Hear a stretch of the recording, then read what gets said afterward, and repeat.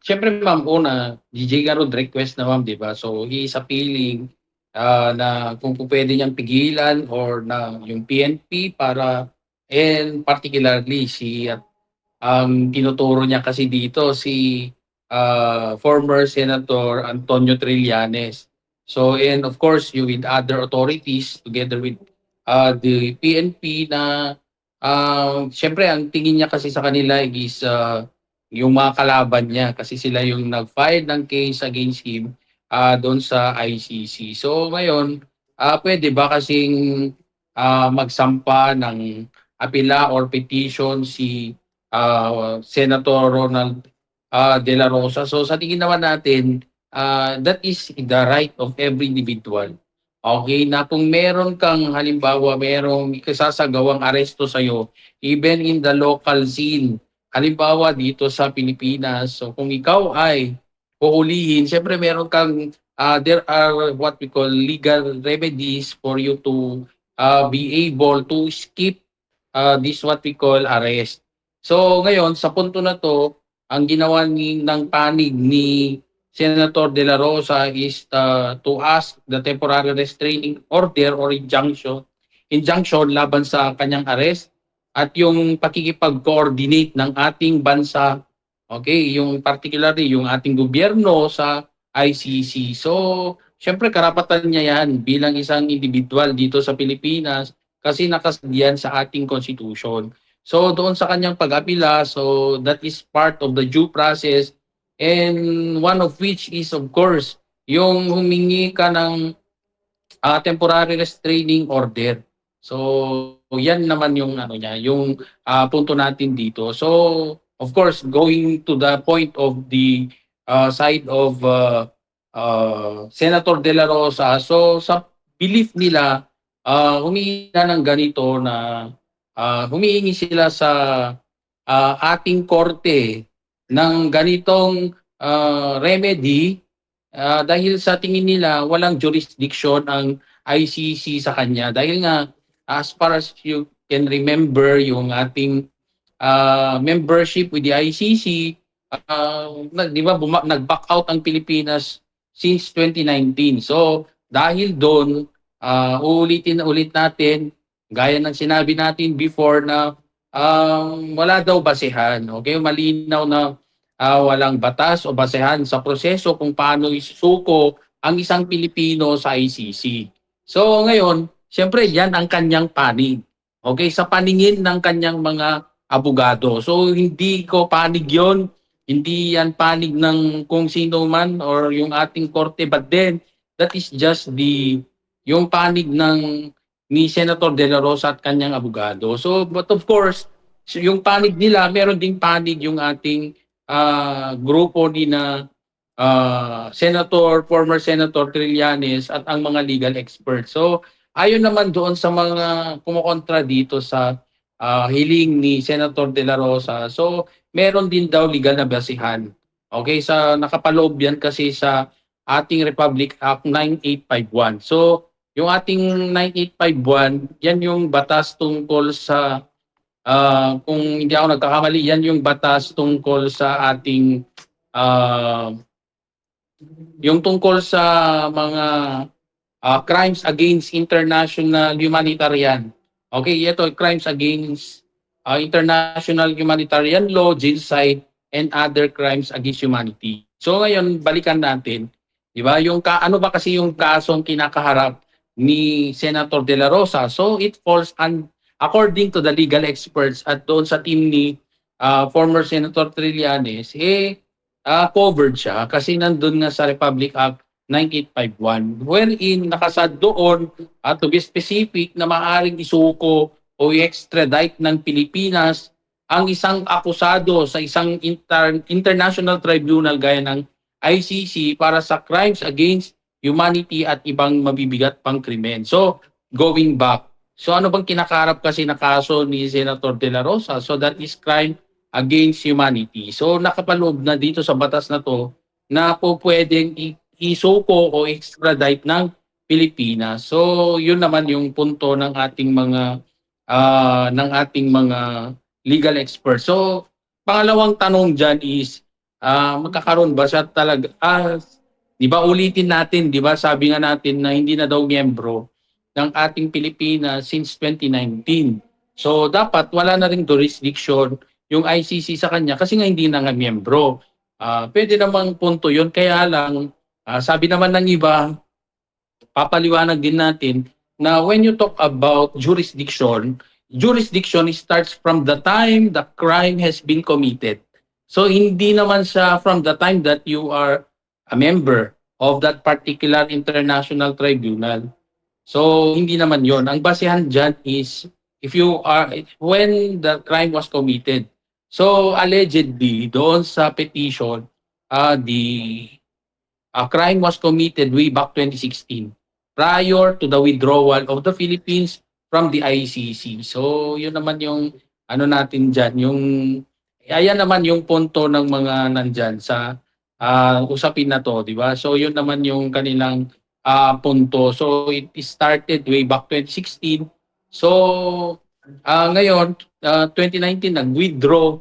Pero when you talk about uh, jurisdiction, so it starts from the time the crime was committed. So yun naman ang ano diyan yung conflict. So it's all we give all due respect to our court to really look up into it.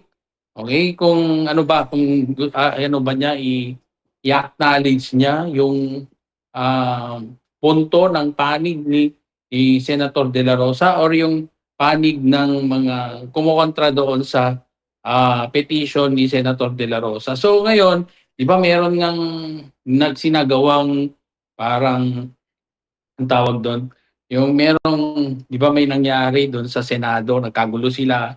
And then bakit kasi kailangan nagtago ni Senator De La Rosa? Kasi nga kung hindi pa naman approve within the period of 72 hours yung kanyang petition, if will it siyempre ang presumption is siyempre pwede pa siyang hulihin. Kaya they are taking all the means uh, uh, to catch him kasi nga hindi pa naman effective yung 72 hours. Okay, so antayin nila yung 72 hours bago mag-lapse yun. Pero kung mag-lapse at yung decision ng court ay against his favor, so talagang uhulihin siya. Okay, so yun yung pwedeng mangyari dyan sa ngayon. So, so far, yun nga yung sabi nga natin, gaya ng in-explain din natin before, bakit kasi kailangan mga PNP? Di ba? Bakit kailangan mga taong gobyerno yung uhuli sa kanya? So, if you look into the ICC, wala kasi silang police.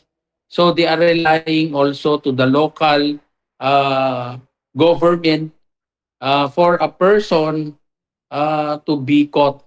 Okay? So yung uhulihin kasi, wala naman silang sariling police yung ICC. So ang magpupulis pa rin sa kanila, yung mga alleged to be under their jurisdiction na kailangan nilang arestuhin, kailangan pa rin nilang dumaan doon sa country kung saan nakatira yung isang tao na kinasuhan or yung akusado.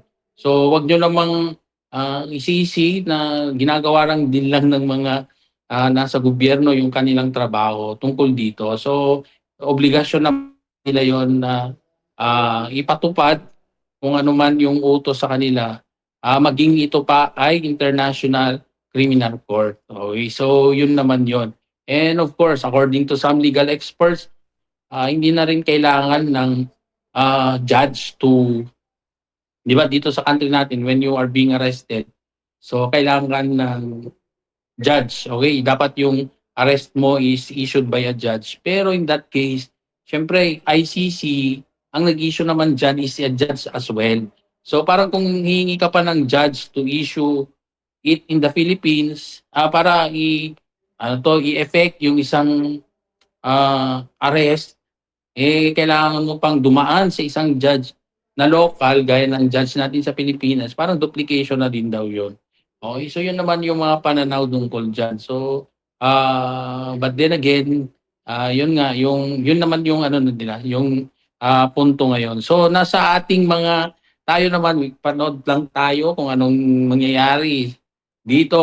Okay, abangan ang susunod na kabanata. But then again, sa ating mga netizens, huwag naman kayong mainit sa amin kasi nagpapaliwanag lang. So if you are not in favor with how we explain it, okay, you just keep it by yourself. Okay naman tayo, tayo naman, we accommodate your constructive criticism or your sharing to us para malaman din natin ang inyong mga pananaw. Pero we have to be respectful naman doon sa ating mga comments. Yun lang naman. Yes, ma'am. Exactly. Ito ko na nga rod, attorney. Nagruna kit napudot nga mapagsasaritaan dayto and we have different perspectives, opinions, comment. Siknan iti dating nga banag kasi nagdudumamot dagitay pamati tayo. Ano ana iti patsen tayo, siknan ka digitoy. But attorney, dito itatanga pa ng prut-prutehar tibiyang ti Senado, particularly some senators and they even nakuha nga person of interest ni Senator Robin Padilla kadeti panagpukaw ni Senator Bato de la Rosa. So, mabalin ka din amin, attorney, nga kastoy at aramidan dagitay sumagmamano nga senator. Is it this an obstruction of justice? Kasi Yes, handa yun ang kayat nakikita. nga maisuko, handa kayat nga matiliw ni Senator Bato de la Rosa. Oh, yes, yun nga din ang nakikita natin diyan. So although it still depends upon the situation, pero the way he did it, 'di ba? Kasi 'di ba merong ng halata ng yung pagkakasabi nila hindi namin isusuko yung aming kasamahan. So yun yung mga statements nila. So ako naman kung doon lang ako magbe-base with those statements, okay, and the fact that there is already a valid warrant of arrest, okay, na naka ano na 'di ba, meron ng warrant of arrest. So meron ng basis for the conduct of that arrest. And being an official, ikaw pa yung namuno para harangin yung pag-aresto. So and of course, ngayon lalo na ngayon 'di ba, nagkubli na o nagtago na yung ating akusado. And of course, with that they use their influence or their power of their office to stop the legal process. So with that incidence alone, okay, yung mga circumstances na yan would already constitute uh, illegal obstruction. Okay, so meron ng ano dyan, obstruction of justice na nakapaloob sa ating Presidential Decree 1829. So, sa tingin ko yun na yun. Pero kung sakali naman na hindi ito magfo-fall, okay, na it will not constitute that act does not constitute obstruction of justice kung ito ay kung yan ba ay it's a form of Senate protective custody na naaayon sa rules ng Senado. So yun naman ang sasagutin nila. Kung gusto nilang patunayan na hindi ito obstruction of justice kasi nga we are only acting on the power of the Senate with regards to protective custody which is in our rules. So sa pwedeng sabihin yun or yun ba ay it's an act of security protection na may banta sa buhay ni Senator De La Rosa kung yun ang mga dahilan kung bakit nila pinoproteksyonan si Senator De La Rosa. So it can be considered legal. Okay, pero sa tingin ninyo, so tatanong natin sa mga netizen, sa tingin nyo ba, all of these okay, protection measures that are being done by the Senate falls under an illegal or it falls under a legal act or illegal? Okay, so obstruction ba yan? So sa tingin ninyo, so sa inyo na iiwan yan. So binigyan na namin kayo ni Ma'am Janice ng idea. So nasa inyo na yung mag-judge kung sa tingin ninyo illegal yun or legal. Okay, so yun naman. So kung meron yun, para lang tiyakin yung na that the due process will be secured to him 'Di ba? Ginagawa 'yan ng Senado, part of of its protective power. Okay, so part of security protection, okay, para tiyakin ang due process. So that would be a ground to make that act legal. Exactly, attorney talaga. Kasi di na anan, di kastoyan iti pasamak ket rigna para kanya ka, para kanyak mat, talagang pananglapod nga panangtudan iti hustisya kadagiti nagbalin na biktima. Although haan met amin, ano kaket haan met amin nga rigid natay ang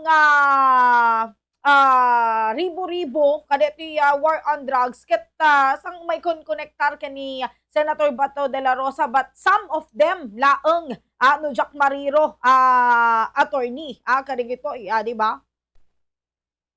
Okay, so with that, I've yet to see a copy of the complaint kung ano bang nakapaloob doon. Kasi nga, although yun nga, meron kasing chain of command na sinasabi Mm. na pwede silang they can be accountable to. Kaya lang hindi naman sila yung nasa ground to do it, and they cannot monitor all. But then again, with that, yung kasing issue dyan na ni-raise is that because of that standing position na 'di ba, kasi yun din naman yung mga sinasabi na kung merong 'di ba yung before na kung may lalaban, yun naman ang instruction. Hindi naman sinabi na directly na papatayin mo sila, pero siyempre in the eyes of other people, so they have found loopholes on that directive or order. Yun lang naman. Pero basically, nasa taong bayan na 'tong magdesisyon kung ano sa tingin nila yung ah, kung yung panahon na yon, do we benefit from it? Kasi parang namang sa tingin naman ng karamihan, medyo naging tahimik ang Pilipinas. Medyo walang mga issue ng hindi walang kinatatakutang mga lugar dahil nga doon sa maigting na pagpapatupad ng anti-drug campaign. Kaya lang, siyempre, hindi naman in every program it is not perfect. So, yun naman yung problema. Kaya lang, may mga parties who are not yung hindi natutuwa doon sa kahihinatnan ng programa, kaya yan nag-file sila ng case. So yun naman yun. So I have yet to see a copy of the complaint kung anong nilalaman doon para makapagbigay tayo ng nararapat na yung panig natin or ano sa tingin natin. So far yun naman nakitaan naman ng iba kasi hindi naman lahat ay matutuwa kasi of course it's when you talk about these issues, more on ano to meron din kasing kasamang political issue. So hopefully at the end of the day, yun pa ring ang mananaig pa rin is yung hustisya na karapat-dapat sa bawat Pilipino. So hindi na sana yung about politics but more of the justice. Kasi nga sa tingin naman at the end of the day, sabi din ng mga tao na parang noong panahon na yon ay naging tahimik ang Pilipinas. Kaya lang there are the times that there are abuses, yun naman yung issue.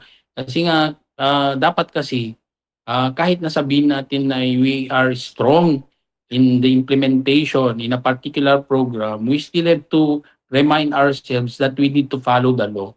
Kasi what for that we had laws if in the first place we will be the first to violate it. Yun naman yung issue. Kaya lagi kong pinapaalala when it comes to my students na magiging future police officers or law enforcers for that matter, lagi niyong tatandaan na meron tayong batas. We did not make it for us to violate. It is for us to dahil tayo yung we are here to serve and protect the people and not our personal goals or personal commitment. Kasi noon nakakarinig kasi tayo ng mga instances, although there is no confirmation regarding confirmation on that matter. Meron daw mga quota, bakit nagkakaroon kasi ng quota pagdating sa paghuli? 'Di ba? Dapat kasi it comes natural. So, dapat kung sino yung talagang uhulihin, yun ang uhulihin. Hindi yung peperesahin mo na dapat makahuli ka with a certain number because that's part of your target. Okay, yun yung bilang, yung quota mo. So, parang hindi naman ako amenable pag gano'n. Hindi naman po puwede yun. Dapat yung, pag may huhulihin kayo, dapat, yun ay talaga naman, they violated the law. Okay, then you're just enforcing it, kaya sila ay nahuhuli. Pero yung punto na you have to produce the number, so that's another story. So at the end of the day, I always remind my students, isipin nyo, tayo, mababang tao lang tayo, nasa ground tayo. Yung ng presidente, hinuli nila eh. So napunta pa sa The Hague. How much more to us na nasa baba, di ba? So mas lalong ano nila yung mga batas, so walang magliligtas sa atin kundi sarili lang natin. So if you are doing your work, just do it in accordance with law. And of course, kasama na yan yung prayers kasi minsan there are marching orders coming from somewhere else for us to do illegal acts. Okay, for the sake of, I do not know kung anong purpose niyan, but then again, we have to protect ourselves. Okay, we have to protect ourselves because doing the right thing will never go wrong. Okay, yun lang naman. Yes, attorney. Aga pa isot ako na. But, attorney, maudi nga sa lutsod. Kasi, mga gantayo akan kanayon kat foreign court kung unati sumagmamano, even na Senator De La Rosa and the other senators, they considered International Criminal Court as a foreign court, wenwaan kat banyaga korte nga kunkunada. But, attorney, di ba, datayo, kasakbay nga nag-withdraw tayo di 2019, we are part of that. And nakipagperma tayo. And haan ka ni, nga ti International Criminal Court is a court, International Criminal Court, and it's just based, nakabase lang isuna, iti Netherlands, The Hague, ijay Netherlands, attorney. So, kaya nasaon, considered ka din, mabaling awagan tayong foreign ko na tayo, ket it composed different countries and that includes Philippines before, attorney. Okay, so yun lang gusto natin ding linawin kasi nga, kasi yung when you talk about ICC, that is a treaty stipulation.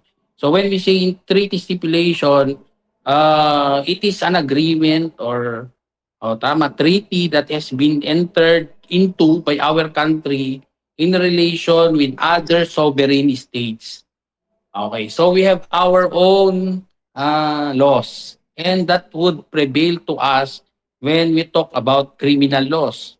So when there is a crime that has been committed, so doctrine of yung ating general, yung ating doktrina dyan is yung general application. Siyempre yan, di ba? With generality principle. So, halimbawa kasi, kung yan ay territorial yan, territorial. Yung ating territoriality principle. So kung if that crime happens in the Philippines, so it should be within the prosecution of that particular crime should be done in the Philippines. Kasi that happened in the Philippines. So that is the doctrine of territorial jurisdiction. Territoriality principle. So that's as a general rule, so dapat kung yan ay krimen nangyari sa Pilipinas, dito sa Pilipinas, itatry yung case. Okay, so moving forward, another, yung parang kasing ano yan eh, parang intertwine. So yung kanina na diniscuss natin about yung Republic Act 9851. So ito naman, yung ating tungkol sa mga crimes against international humanitarian law, genocide, and other crimes against humanity. So ngayon, ang kaso na kinakaharap ni Senator De La Rosa falls under this kasi nga they regarded yung ating tokhang, yung mga naging, dahil nga sa dami daw ng mga victims during the war on drugs. So it falls under crimes against humanity na nagfo-fall under this Republic Act 9851. So, yun naman yung contention ng iba. So, iba, yung nga yung sabi ko sa inyo, nag-ano na yan nag-intertwine na yan. So, ngayon, ano ba talaga dapat ang masusunod? So, is it the territoriality principle under our criminal law or yung ito ng RA 9851? So, ngayon, ang tanong ulit is, although, basically, when you talk about crimes, dapat it should be, we are a sovereign country, so dapat hindi tayo naiimpluwensyahan with other countries. Kaya lang kasi, the fact that we have entered into that treaty, okay, so pumasok tayo sa kasunduan with other countries that if there are issues against crimes against humanity, so dapat you are under the jurisdiction of the International Criminal Court. Okay, so kung ang question nila is, it's because we are not anymore a member since 2019, then again, ulitin ko na when you talk about jurisdiction in a particular criminal or a particular crime, like crime against humanity or any other crimes, it commences from the time when that crime was committed. Yung commission of that crime is way back 2016. Okay, so moving on. So ngayon, balik tayo doon sa konsepto ng international law dyan, di ba? So sabihin natin na national law prevails over international law about a particular citizen of a country dito sa Pilipinas. Kaya lang kasi, meron tayong yung RA 989581. So meron tayo noon.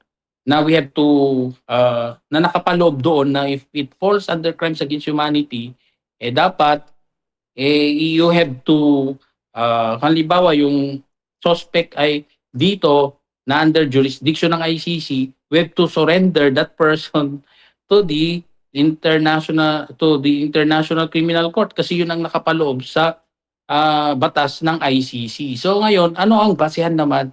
Bakit we need to adhere to that?